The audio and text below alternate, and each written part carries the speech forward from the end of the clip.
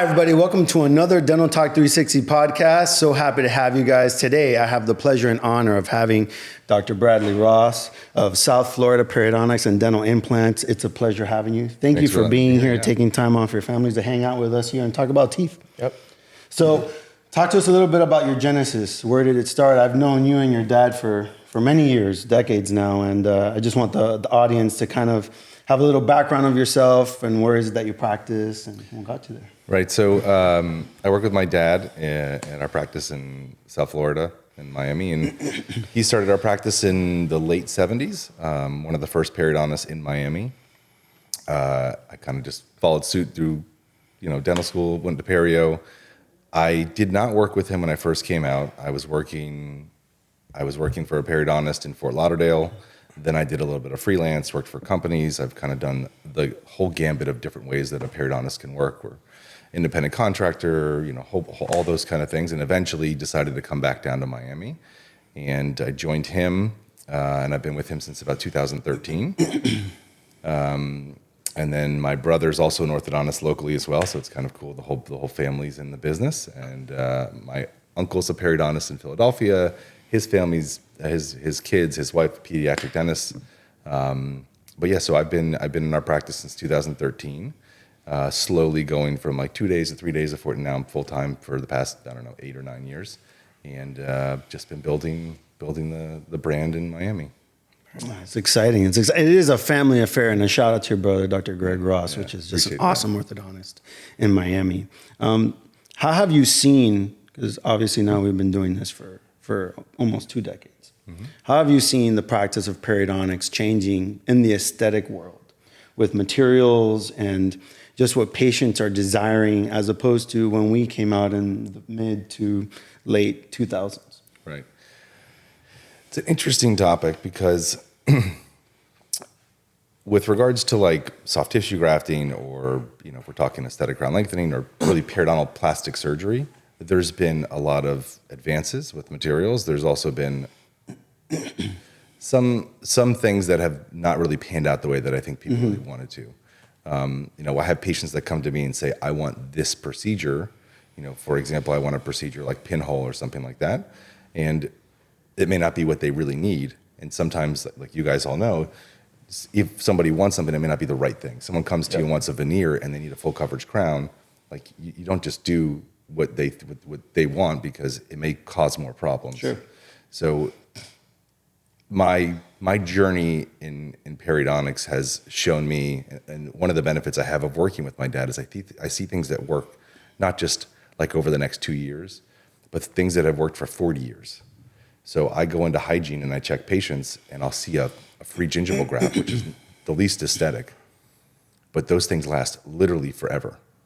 So I see these things and it registers to me. So when I start to treat patients, if I'm a little bit on the like kind of, I don't know, is this going to be a connective tissue or a free gingival, or should I do an allograft, like an alloderm or something like that?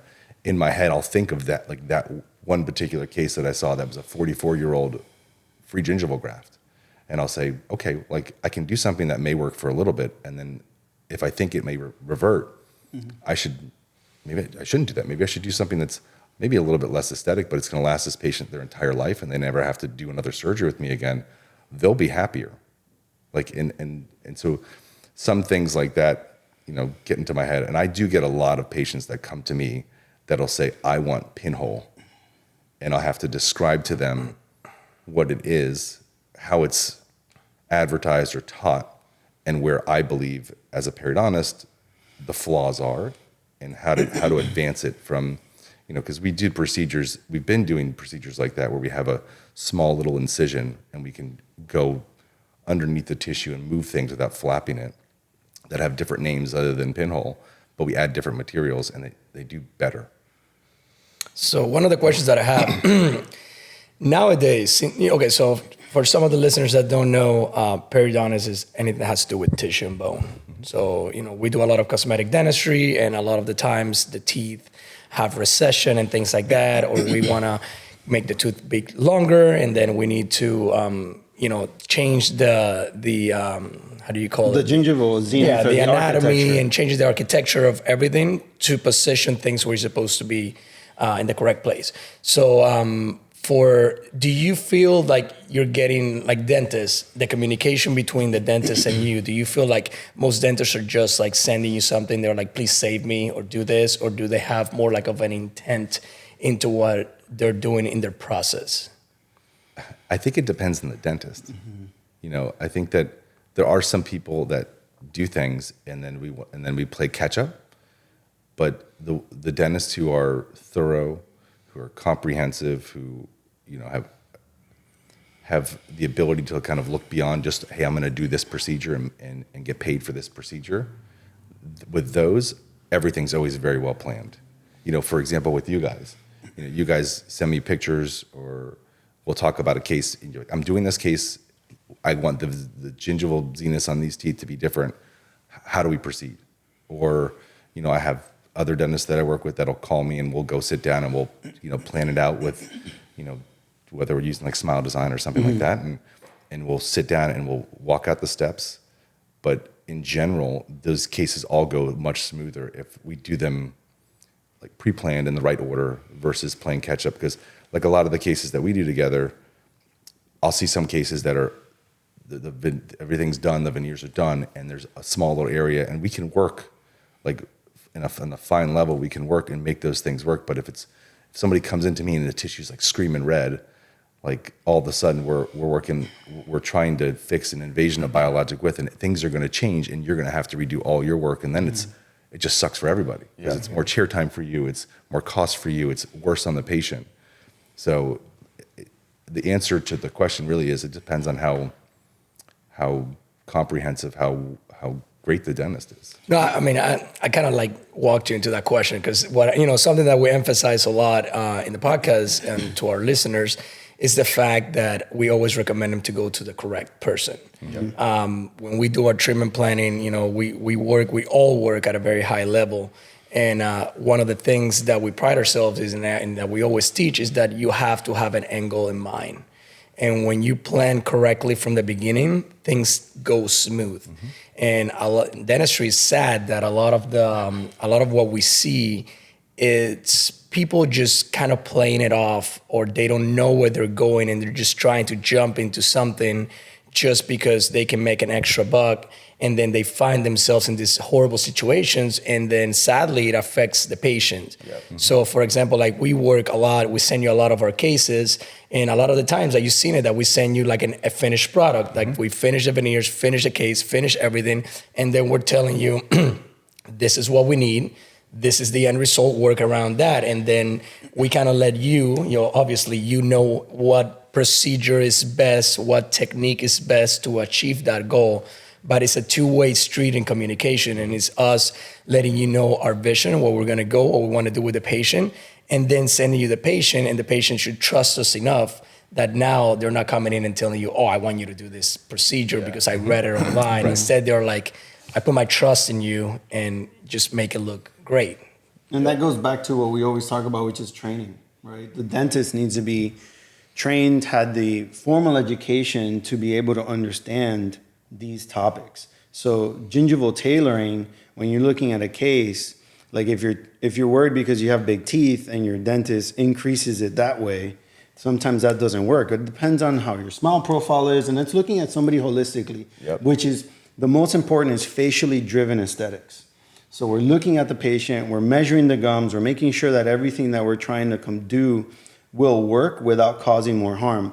Unfortunately, a lot of people just kind of blindly say, hey, I'm going to do this veneer case because it's going to be profitable for the practice. And they're not understanding that then you do get invasion of biological width, which, by the way, it's when they over-prepare underneath the gum tissue and causes the gums to get that red inflamed border, which can sometimes lead to secondary surgery by a periodontist to then increase that by removing a small amount of bone.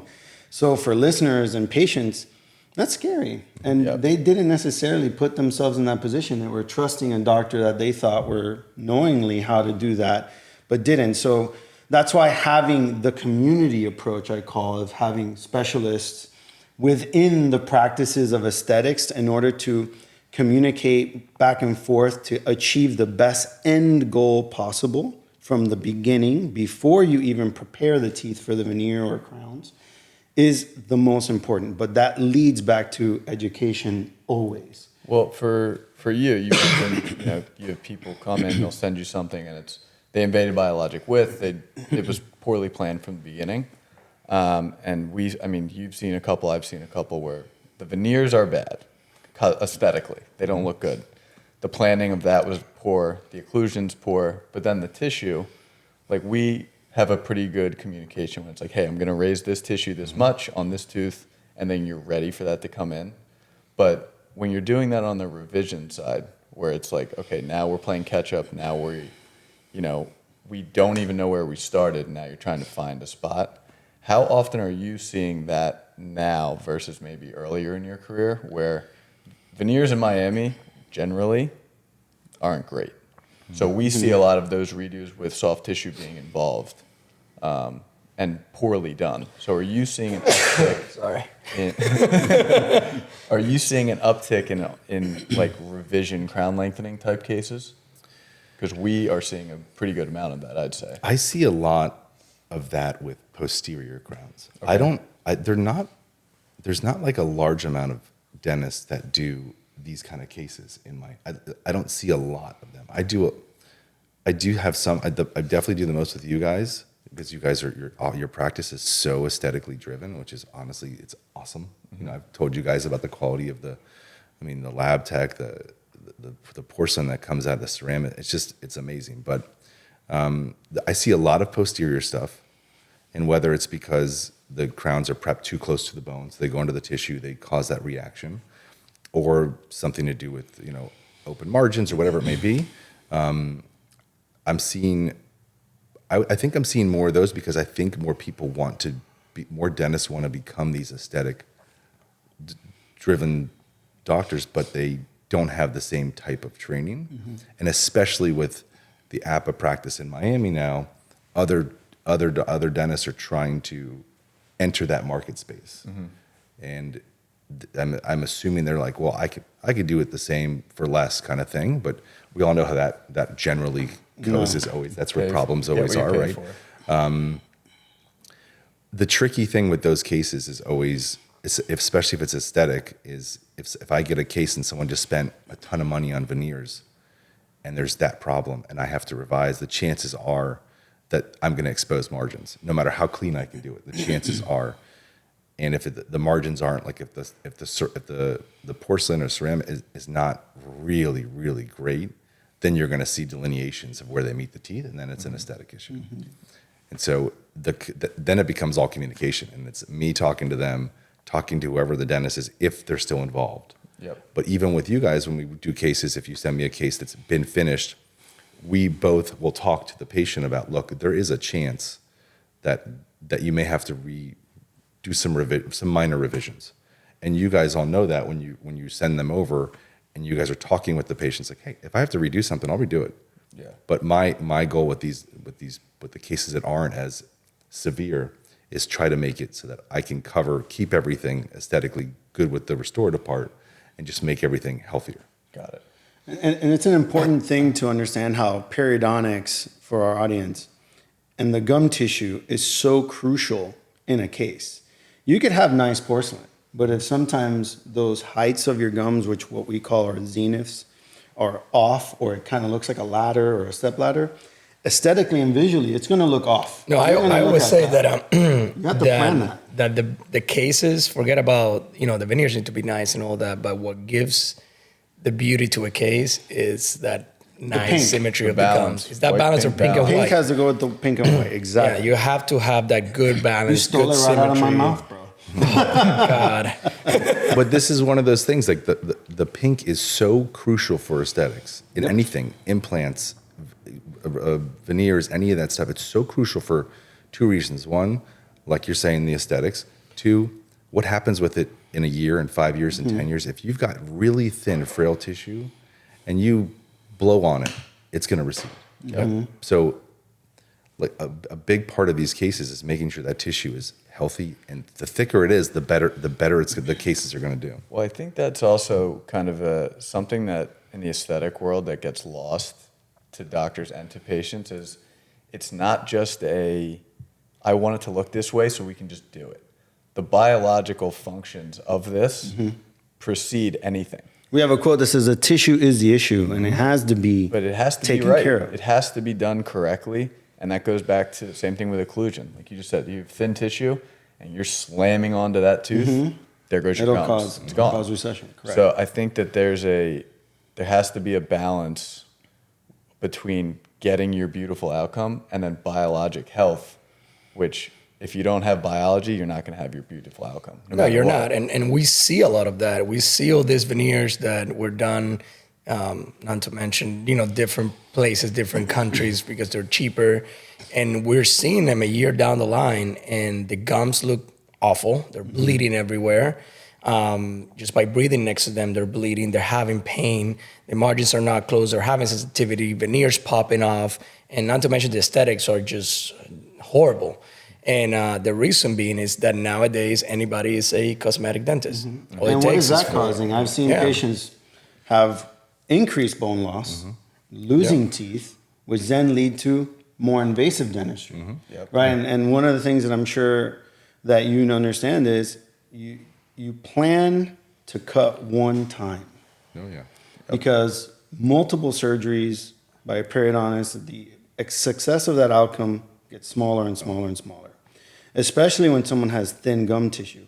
So for our audience, can you kind of give them kind of like a synopsis of like thin gum tissue versus thick? Because there's also patients that have too much pink and they're unhappy with their smells, right? We've had those patients that have too much.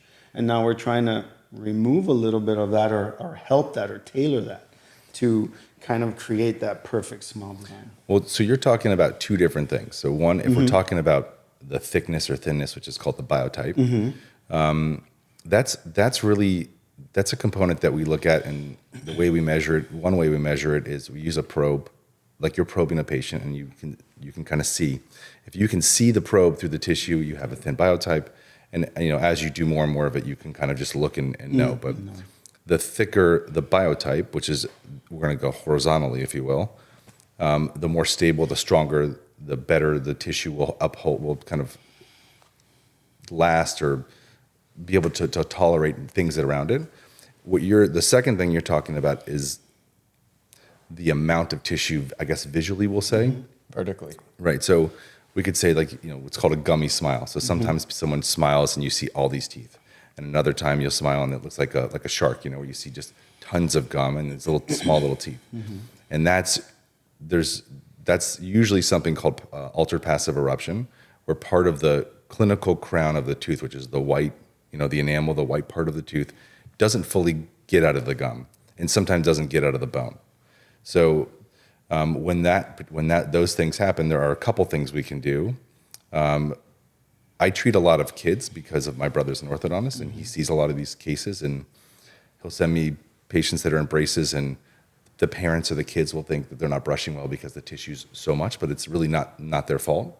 It's just their teeth, when they erupted, they brought down a lot of gum with it. So we do a procedure where they don't need veneers, and they're like 12 and 13, whatever, and you're exposing what they should see, what's hidden under the gums, which is just their natural tooth, and it makes a drastic difference in their lives. And then there's cases like we do where you're doing these veneers or these full mouth rehabs, and we're kind of reshaping everything, removing some of that extra gum so that when someone smiles, you don't see all this tissue, and you're reshaping it on a facial level so that when you guys do your veneers, the teeth are fitting the smile and the face more naturally. And there are other cases where we have to do more, where there's lip repositioning, where we kind of reposition the lip a little bit with a small procedure that when they smile, the lip doesn't go up here, it stays down. And then there's the extreme cases that involve orthodontic surgery.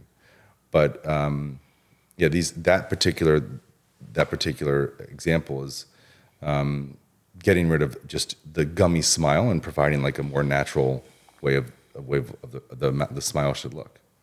And I got another question for you, since you are a specialist in Perio. Do you get a lot of cases from regular dentists where the patient has gone just to get a cheaper implant, and cheaper this, cheaper that, a lot of revision cases? Are you seeing an increase in that, just like we are seeing an increase in bad dental veneers or rehabilitations and things like that? Are you seeing more of a spike on those things? I would say my practice every year changes by at least a couple percentage of me becoming a fixer, if that makes sense. So I see more implants done here, or this procedure done here, or some, and the good and the bad is that dentists are doing more continuing education, more courses where they're learning about more things, sometimes for the right reason, because they love it and they want to do it, and they're going to do their education, and they're going to take this course and they're going to be really good at it, because they can be as good as anybody else can. And sometimes they do it for the wrong reason, and they take these little weekend warrior courses, and you go, and you're just not learning from the right person, or you don't care what you're learning, you just want to do it so you can make money. And we see a lot of patients that, and it's more and more where somebody did an implant and it's outside of the bone, and the patient has tissue recession because the implant's not inside the bone and it's beating everything up, or just things like that. We do see quite a bit of, and we do get a lot of people that try to go to South America to do stuff for 5% of the price, and they come back and it's going to cost them 3 times the price now. Yep. Yeah, I've had a couple disasters out of other countries, like implants put in this way. Oh yeah. And it's sad because I feel like ever since the advent of social media, there's been so much exposure to dentistry and implants that a lot of these doctors are now wanting to become super GPs.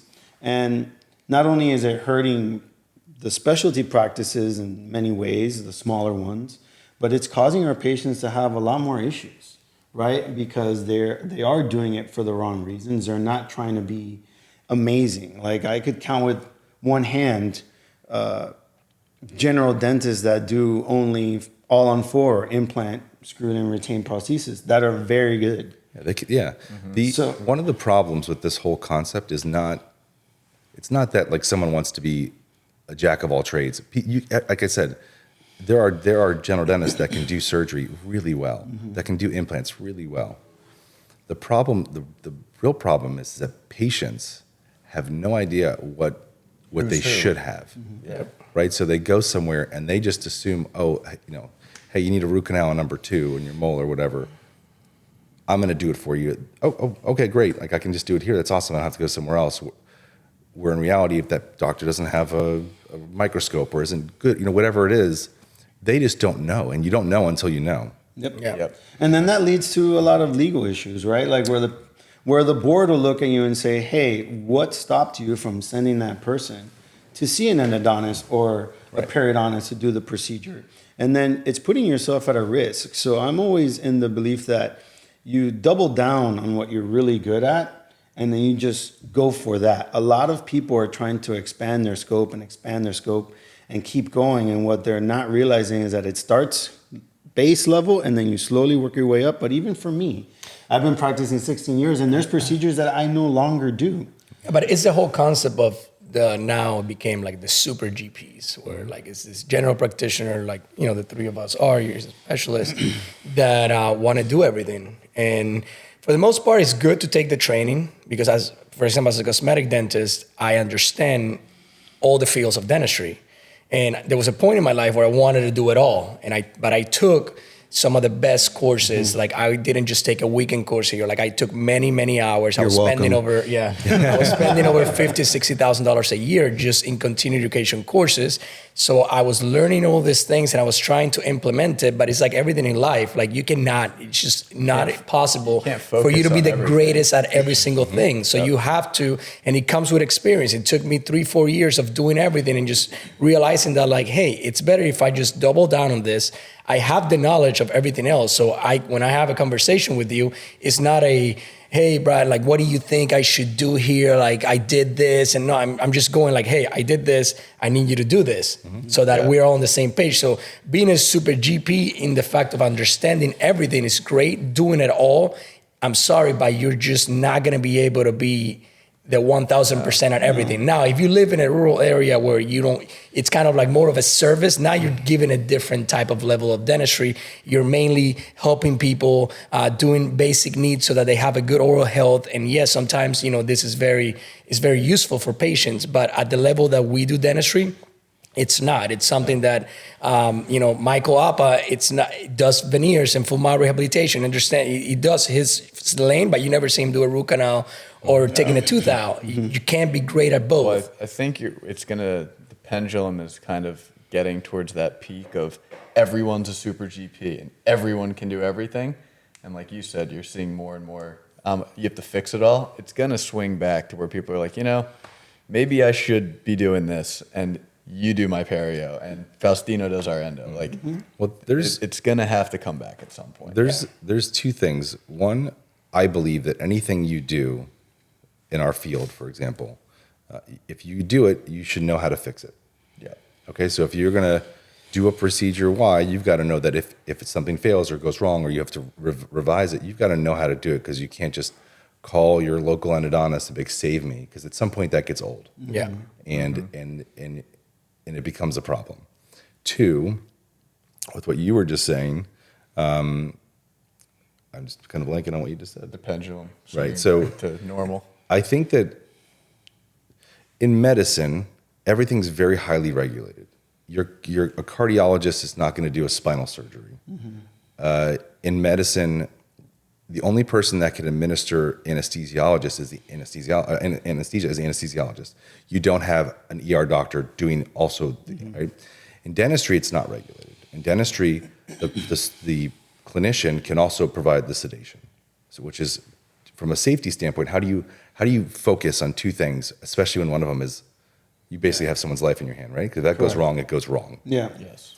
So I would love to, it'll never happen, because the dental association wants progression. They want people to, like you said, take courses and become more knowledgeable. Even if you don't do the procedure, the benefit of taking an implant course is you then know everything about the restorative and the surgical aspect, and you can understand it, which will better serve your patients or the team you work with. Like you said, you'll send me a case and be like, I need you to put an implant here, but let's get it towards this, whatever it is. You know the concepts, so the communication is easy. Yeah. But the issue with dentistry is we don't regulate. You can't say, hey, you haven't done 100 hours of training and root canal, whatever, so you can't do this procedure. You don't even have to take a course to do things. Yeah, you can just do it. I could go to an implant rep, go, give me a case, and I'm going to do this, and I have no idea how to do it. No, it's like that. And like, patients should be aware of that. Like, you should really research what you're doing. Like I always say, like, you don't go to your general practitioner, your physician, and have them do a boob job on you. You don't. You go to a correct person. So in dentistry, we're all the same. For patients, like, all dentists are the same. Oh, he's a dentist, therefore he can do everything. No, you really can't. And you're going to realize, and most dentists that have realized it, it's come with time, and they are of the mentality like we are, that we're now putting our patients first, and we want the best thing for them. And the best thing, a lot of the times, is to dissipate the responsibilities amongst different practitioners that work at the same level. So the same way that we consider ourselves like great cosmetic dentists, I consider yourself one of the best periodontists in the area. So whenever I'm going to send something, I'm sending it to the best. So same way that I will want my mom to have the teeth done by me or in my office, like, I want you to do the surgery for her, because that way you're making sure that this patient is going to receive the best level of treatment. And sometimes, yes, it does come at a higher cost today. That's I always say today, because what they don't realize is that root canal that your general practitioner did, if it's something in the front, we might get away with it. But something in the back, like, you're just not, it's not the same thing having an endodontist with a scope that is looking into, that does 100 of them a day, that they already know where everything is going to be, than having just a general practitioner that does one once a week. It's not the same thing. You place probably, 50, 60 implants in a day. Or sometimes even more. I wish. Well, I mean, but you probably, like a very high amount compared to a general practitioner that might place once a week an implant, right. So it's a different level of training and skill, and it comes with experience. What are some of the, for the audience, what are some of the, in short synopsis, healing times for, let's say, a crown lengthening procedure when we're trying to raise the gum up but removing bone, versus when it's just soft tissue or a little laser is used, right? And those are pretty straightforward. And for most people that understand and know gum tissues by measuring first, we could kind of do that very readily. But but for the hard tissue removals or even gum grafting, like you had displayed pinhole, which is a type of gum grafting, or free gingival grafts, which they remove your own. What are some of those healing times? What can patients expect as far as time zones for us to then be able to Right. get started on what we need to do? So we'll start with the crown lengthening, aesthetic crown lengthening. So in the posterior, and in general, when I do crown lengthening, it's rarely just, especially in the aesthetic zone, it's rarely just tissue. And when I say that, I mean I'm still checking the bone, even if the bone level is in the right spot for everything. Usually it's irregular, and I want to go through and smooth and make sure it's rounded, so that when the tissue kind of responds, and like you kind of mentioned this before, the term tissue is the issue. The rest of the phrase is bone sets the tone. So if the bone is in a bad position or irregular, then the tissue responds by reflecting that. So when I do these cases, if I'm doing a crown lengthening in the posterior, especially if it's really like a second molar, I'm waiting minimum 4 weeks, max 6 weeks for you guys to finish the case. Got it. And usually they're in temps, but just to finish right. In the aesthetic zone, we usually wait a little bit longer for the 8 to 12 weeks, and that's just to really let the tissue, because if it turns a little bit and we go a little too early, then you got to reduce stuff, and because you see everything. For the patients, you're talking about a couple days, max a week of discomfort, and I wouldn't say pain, I would say more discomfort, like achiness. I use clear dissolvable stitches that no one ever really complains about. You don't see them. So, and we have people brushing like pretty quickly. If I do a gum graft, I want them to stay away from the area for a week or two, whatever it may be, depending on the case. But with crown lengthening, I don't want the tissue to get a chance to rebound at all. So I give them like 2 days of no brushing in that area, and then I have them go to town, because I want to keep the tissue at the level that I just moved it to. And so for you guys, depending on if they're in temps or if they're already in finals or if they're nothing, I want to give the tissue enough time, let's just say 2 months, to really be mature and settled in before you start to So for the dentists or listeners, you have different options whenever you're doing a cosmetic case, especially, something obviously including the front, and you want to alter the tissue. You can either, the way that we do it is a little bit different. So we take everything to finish, and then we send it to you, and you just put, the bone levels and the tissue where it's supposed to be based on where we place our restorations. Another way is to do the crown lengthening first, and then wait you said 8 to 12 weeks for crown lengthening. So you can wait that and then start your procedure from zero. Another option is you put them in temporaries. So you do your preps, you have them in temps, you send it to Brad, he does the surgery, and then you wait, and then before you take that final impression, you can alter the margins if something changed the same amount, 8 to 12 weeks, and then take it to final. So these are kind of your options as far as what you can do to have a successful outcome. What he doesn't want you to do is, especially if you're starting, is to take everything to finish and not measure things correctly, and then you put him in a bad situation, because even though you place the margins of the veneers where you want them to be, but if you didn't check the bone and there was some sort of other issue, then now you're going to find yourself redoing that veneer or that case or those teeth in that area that are affected. The key concept of all of those is knowing where the endpoint is. Correct. So if it's in temps, which is like traditionally how crown lengthening is done, like someone sends me a case, it's a tooth on a temporary crown, I know where the margins are, and I reshape the bone and the gum around those margins. Or if if someone comes to me and it's post-final, then I'm trying to work on the margins, work around where they are now.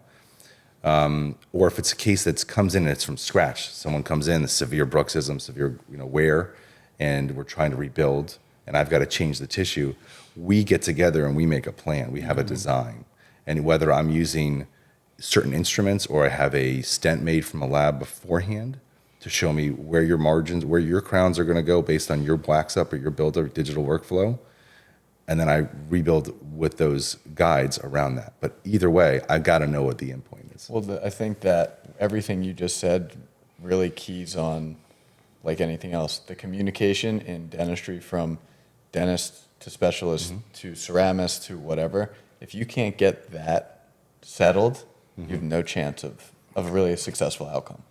I think that's the key. And for a lot of to dentists, it's everything. also checking their ego at the door. Yeah. Like, don't do something that you're not good at or you're not comfortable at. Correct. You got to start somewhere. You just have to know your different options, and then you have to be real with yourself and see where you're at what clinical level Correct. you're at, to see if you can either attempt to do this or if you just start from the beginning. And it will take longer, but you will have a successful outcome, which is the best thing. The last thing that you want is for you to just jump the gun, go to the end, and then now you're starting to have that conversation with the patient. So we've had a couple of cases where I've taken it to finish, but the patient needed LANAP surgery.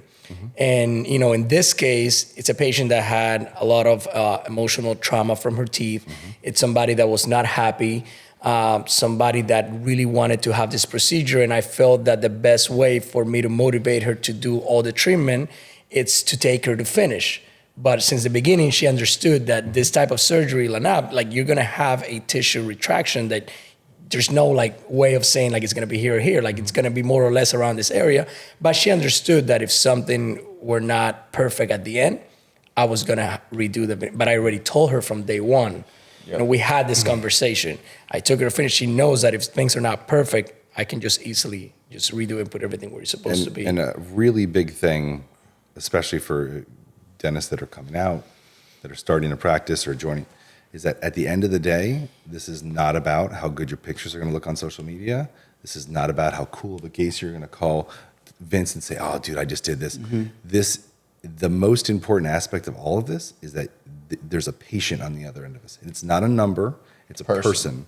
It's your sister. It's your mom, or whatever it is.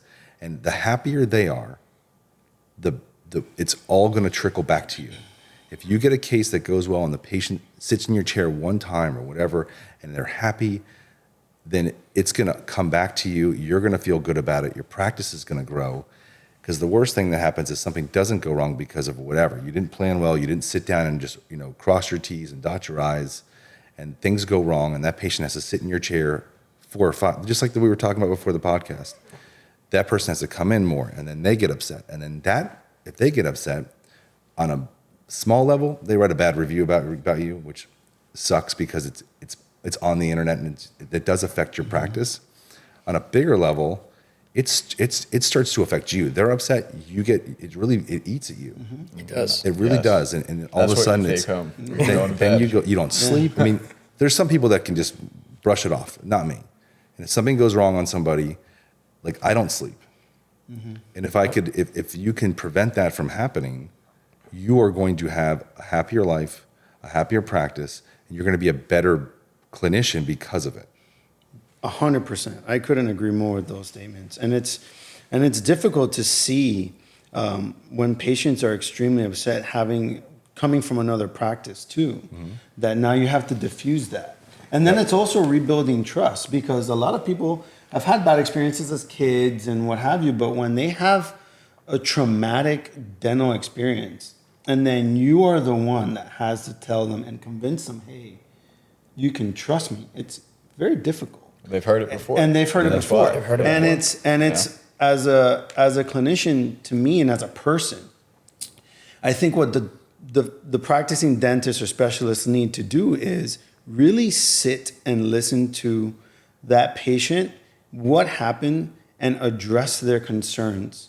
Because a lot of the times, practitioners just think about their agenda without thinking about, this person's telling me X, do X. Talk to them about the whys and their issues. Build that rapport, because those patients are suffering.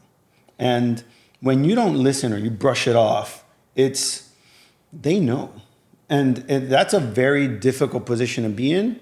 I'm very fortunate that I can manage patients that have had bad experiences in the past, and now I'm refixing their conditions.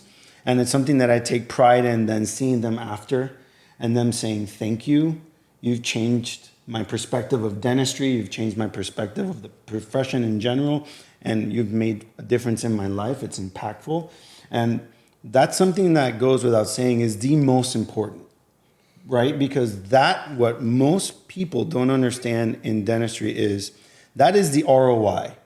because that will then lead to more referrals, more cases for everyone. And it'll build your practice. You got to build a solid practice based off honest trust and good work, and knowing that what you're doing it for the full benefit of the patient and not for your bottom line. Because at the end of the day, the money will come. And I told you this years ago.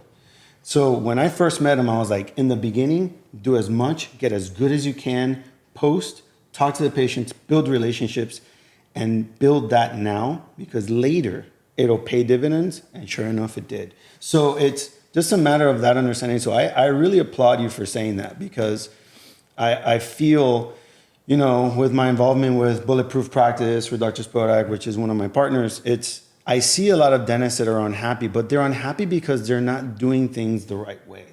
And sometimes it's a matter of having that sweaty back conversation of being like, hey, look at yourself in the mirror, and would you do that to your mom? Well, it's also self-accountability. Like, you have to know your limitations as a dentist, what you can offer, and whether or not you can satisfy someone's need. So in my practice, you know, I see a lot of redos, and, you know, I sometimes get the message like, oh, this patient is coming in, she's super scared of dentists. She, you know, she's wants all these things, like, you know, she's like way too much. And they're like, oh, it's gonna be like a whatever consult. And, you know, when I see them and I talk to them, I'm like, this patient, she's 100% right in everything that she's saying. Yep. Like, she just had a horrible experience. She went somewhere where they promised her a certain level of aesthetics. Now she looks at herself. These teeth are gigantic. They look like chiclets, like dominoes. Of course, she's mentally traumatized. She's going through this issue. But as a dentist, I know that I can fix that. I know that I can deliver a different level of aesthetic. But why do you know that, though? Because I went through it, because I know the product that I can do, and I know exactly what I can do. And you've had mentors, and you've taken the education to be able to see it. But there were times, like before I worked at APA, where I've had like people, you know, I had patients that had beautiful teeth. And yes, they can be enhanced. But, you know, I would tell them, friends of mine, I told them, I remember one of them, I said, hey, look, your teeth are beautiful, and my ceramics right now, it's not there. Like, I'm sorry, but if I try to make your case, to make your case look beautiful, you need, you know, somebody that does what they're doing. So the dentistry part I wasn't worried about. It was just, I didn't have the level of ceramics to be able to deliver this case the way it should be. So I told her, look, I'm gonna start working at this place in a year or whatever. When we first got hired, please come back whenever I'm there. And she was one of the first patients that came in when I started the new place, because I knew that I couldn't deliver that.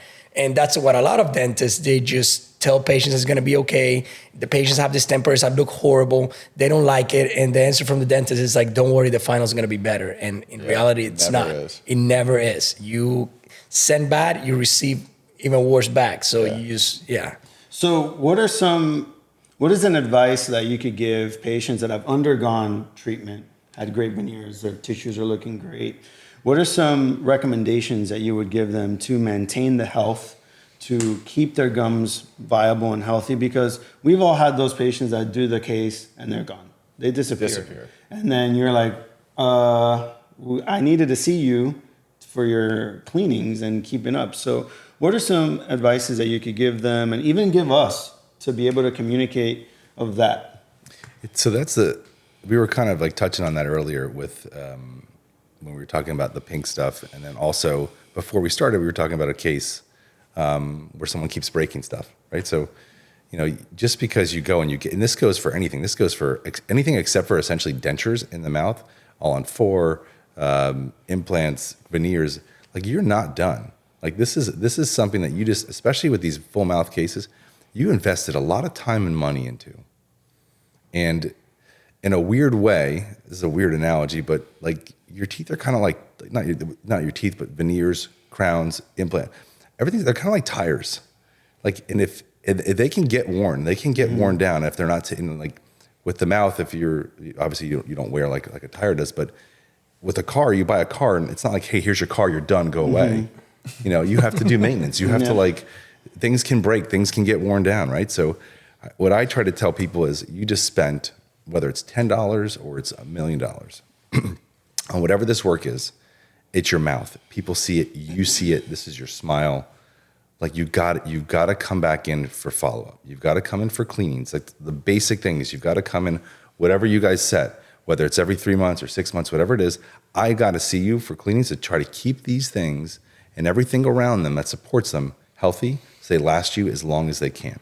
Because nothing is forever, right? That's what we tell every patient. Yeah. It's like you probably get this. How long is this going to last? Yeah. Well, if you disappear, you may come back in 3 years and everything's horrible and you broke everything and your bite shifted and you never came back in. But the people that come in every 3 months, those are the cases we see from Larry that he did in the 90s that still look great. They're still functioning. They have no problems, no cavities, no recession, nothing. And you look at their chart every 3 months, boom, boom, boom, boom. That's the key to the whole thing. It's maintenance. And it doesn't take a lot. It's an hour of your day once every X amount of months. Yep. It doesn't cost a lot. Relatively, it's really nothing. And just to do that, for even if you don't have any dental work done, like you need to come in. Yeah. You need to just to prevent problems, right? So, again, it's a people want to go to you and say, "Here's $10,000. I want to be done." Yeah, It's just not a thing. No, it's not. It's not a thing. And they have to realize that. And we do a significant amount of full arch implant surgeries, right? So we've been doing them since the late 90s. And I have had cases where somebody's come to me, done it, and then shown up 10 years later with everything falling out because they didn't come back to anybody, a dentist, no follow-up, and just didn't take care of things. Yeah. And so everything now has to be redone at probably more than it was then because of obviously inflation stuff, but like things get more expensive. And even for those kind of patients, it's, if they didn't take care of their natural dentition, Exactly. it's just the behavior and the habits are going to continue. Yeah. Right. So it's a matter of changing those behaviors and habits that will then allow the success of any case. Right. And that goes to those kind of patients because I've seen those too, where they came in with terminal dentition because of X, Y, and Z. And then they get these big full arch cases done with implants. And then 10 years go by or 5 years go by and they're continuing the habit. And guess what? It's falling apart. It's going to end up the same way. Look at your full arch, your rehab cases that you do. So you're doing 20 veneers or 20 whatever units on a patient. How long does that take you guys to do? Like just kind of like big picture. Someone's in your chair for what, like half a day, a whole day, whatever it is. That's not fun for them. Correct. It's just not. Like it's a long time to sit in. I couldn't sit in this couch for that long. It's a long time to sit there, and then on top of the money they're investing, like would you want to come back and do this in 1 year, 5 year, 10 years? Do you want to do this again? Or would you rather put a little bit of effort, wear an occlusal guard just when you sleep, or come in to see me for an hour twice a year? Just do that. Super small investment of time and effort. And you have a much better chance of never having to sit here in this chair again, where I've got to numb you a ton and you sit here, like, you don't want to do this again. No one wants to do it again. And it allows us to be proactive, not reactive. Yep. Because it's easier to catch it before it fails. You know what I mean? So the advent of digital dentistry, I'm kind of going a little bit all over. The advent of digital dentistry has been huge in the practice of dentistry. How has it been in the practice of periodontics? Because you had mentioned using stents and guides to do these cases. How has that changed your practice in the past 10 years? And where do you see that catapulting in the years to come? So there's two main areas that I think that it's really excelled in our field. And the main one is implants. And that goes from anywhere from planning to execution, which is all part of the how it ends up looking with the white part, the teeth. And then also when working on these smile designs where we're trying to reposition tissue one way or another to get it right. So it makes my job easier in so many different ways, but because I can do so much with the planning process, using a 3D CBCT scan, mapping that or using that in addition to implant software that I can plan on with intraoral scans. We have a Trio scan that we use all the time to then relaying with a dentist, with the lab, making whatever kind of pre-plan, post-plan, whatever stents I need to help me get things as perfect as possible so that the way it ends up looking with you guys is as perfect as possible. Yeah, so for dentists, this has to do whenever you're planning. Let's say, like we did a case that was similar, that we ended up placing about 8 implants. And then she was going to have all the upper teeth removed. But what I did for the patient is I put her on a first set of temporaries. I saved 4 hopeless teeth that were able to hold on this prosthesis, this temporary, while she was getting the implants done. But I think by me making this temporary and sending them to you, now you know exactly where you're going to place that implant. So that's like a good way for the dentist to show the periodontist, like, hey, look, this is where my temporaries are going to be. This is where I want things to be.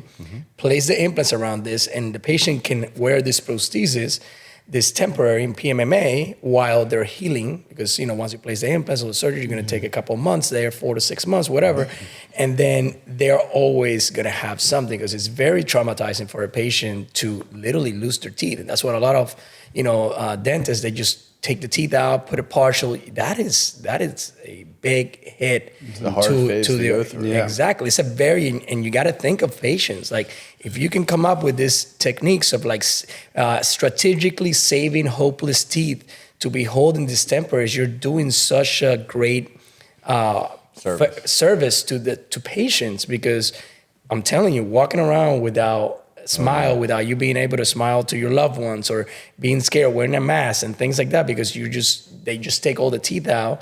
It can be traumatizing. Well, I think that's if you said it, if you can make them be in your chair and feel good and say thank you made an impact on me, even during the treatment, you're more likely to have a patient be okay with, hey, we're going to do implants, we're going to have to phase the treatment, but the whole time you're going to have a beautiful smile in place. You're never going to miss a tooth. They are going to be like, okay, maybe it's kind of a pain and there'll be some soreness from recovery, whatever, but I'm happy with how I look. I feel confident. That's how you're going to keep somebody on their maintenance, keep somebody coming back, and kind of commit to your plan that you come up with. Correct. And also with back to the digital, it circles all back to the benefit of the technology advances is we know the end product. That's what we sit down and we go through this digital process to see where we're going to end up, and then you Tarantino it and you come backwards. You go backwards, and that's the real benefit. Otherwise, before that, it was if people did it, which not a lot of people did. You're doing your analog workup, you're doing a wax up, and just it's so much more available. It's so much better for us to be able to do now, because anyone could send it off to a lab or use one of these applications where you can do a digital smile design or see where your end product is, and then you can use that to work backwards, and then we plan. Yep. And then we're just circling back here, but it's less procedures for a patient or easier procedures. You get it right. I know what I'm doing. I know where I need to put things, so I can tell you exactly how it's going to go. And I can tell you I'm going to do it all at one time, or this is going to be a 2-step thing, but I'm going to know it before I do it. Correct. So I just love this podcast because it's so educational, and having a periodontist here, what patients don't understand is when you're doing these kind of cases, you need a team that understands and has the same vision with the end and goal that's facially driven. And I think having a periodontist that's a part of whatever dentist team that you're choosing is so important to getting that end result. So I also want to say, this man right here has his own podcast. So I'm starting one off with what's the name of it? And it's called Perio Bros, and it's 3 guys. There's one Curry Levitt from Las Vegas and David Wong out of Tulsa, Oklahoma. Awesome. We are starting up, I think, in February. Okay. So we're just working out, Little kinks. Little kinks. Yes. Nice. Which is actually great to be on this and see how this runs. This is, Yeah, the so setup, I think it's everything, great for our listeners to, once you start, we'll put it on the page so they can start following you. Yeah. So we have a lot of 100%, dentists, and I think it's very beneficial for you guys to start learning what, the ins and out of every procedure, especially perio, because perio is one of the most important aspect if you as a cosmetic dentist, especially. 100%. So where can the patients, where can our listeners, where dental students, dentists find you? And your practice located in Miami. How can they reach out to you? A couple ways. My practice is in Kendall in Miami.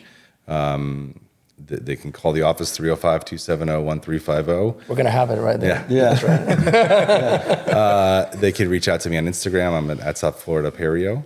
I'm super available. So if people message me, I respond usually within maybe a couple hours. They can reach out to the office, but yeah. And it's been such a pleasure and honor having you on as one Gator to the other. Go Gators! Go Gators. And I just want to say thank you for taking the time off on the weekend to join us here today on this panel, because this is the dream team doing something that benefits our patients, that has our patients' life in mind, is what the goal is in dentistry, and why I chose dentistry is to be good for our patients and take that and uphold to that. So thank you so much. I really appreciate it. So, It was fun. in closing, we got Vince Avalone at Aesthetic Miami. Why are we closing like that? When did we start this? I just wanted to trip him up a little bit. 2025 petty 2025, I wanted to trip him up, and I sure did. All right. So yeah, I'm Dentistry by Oscar is my Instagram. I also work at Aesthetic Miami. Check them out in Miami. That practice is absolutely beautiful. Check out Dr. Bradley Ross. His office is incredible. I've been there before. I've had the luxury. We're in a Spear Study group together way back when. Mm-hmm. And I'm a Dr. Alfredo Aruz, partner and clinical director at Sportic Dental Group. Thanks again so much for watching. We'll see you on the next one.